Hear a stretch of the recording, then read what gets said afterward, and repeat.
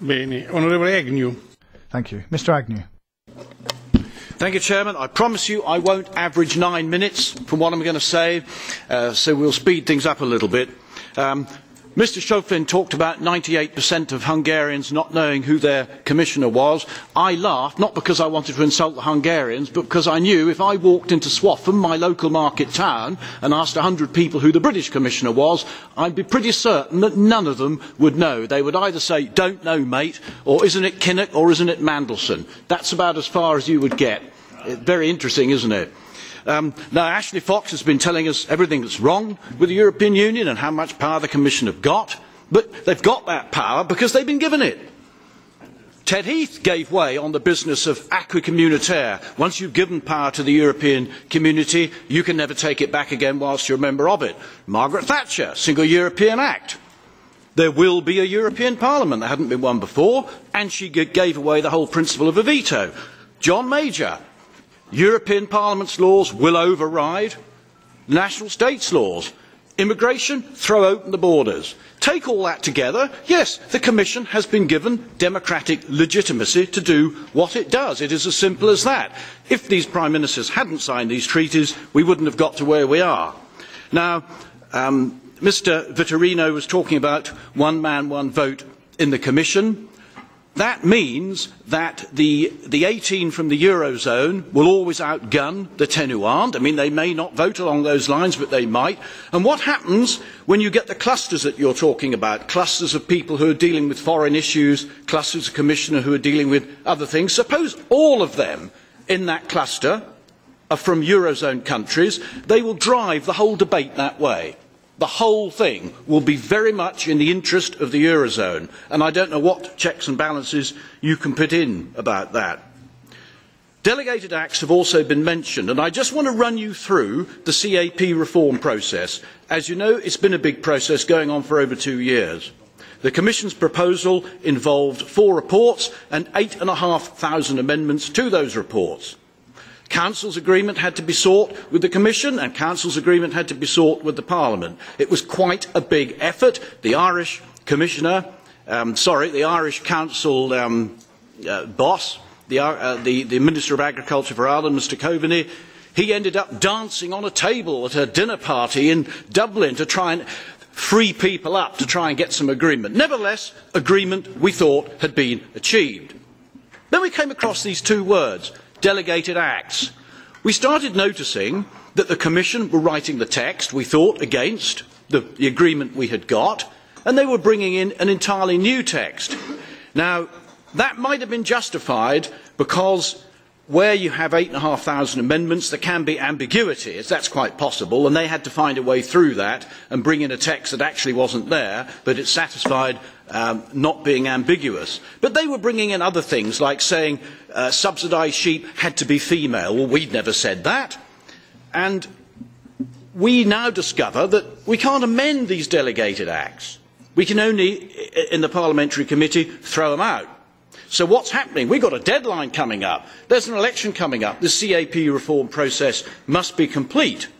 We don't know how many more delegated acts are going to come from the Commission on all the different subjects, and how do the MEPs react to them?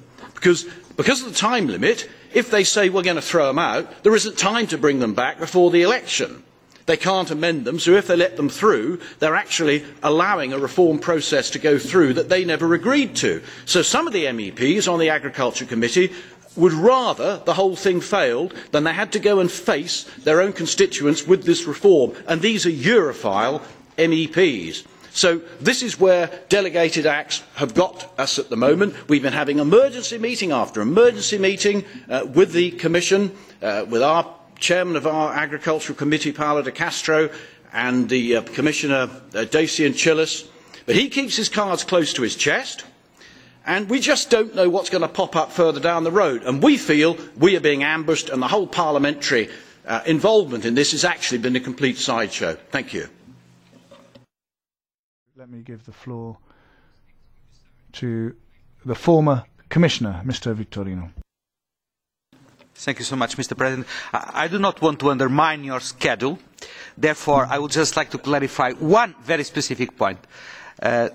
Being that the idea of having the Commission internally organised following the clusters approach is to guarantee that collegiality is built on a daily basis. It's not to replace by the decisions taken at the clusters level the decisions that should only be taken by the college as a whole.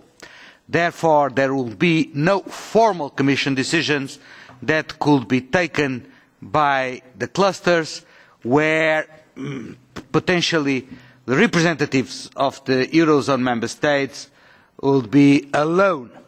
But in practical terms, Mr. Agnew, what I would like to call your attention upon is that from the 28 member states that exist in the European Union, 18 have joined the single currency, 2 have an exemption, which is your own member state and Denmark, and the other 10 are supposed to join the Eurozone sooner or later.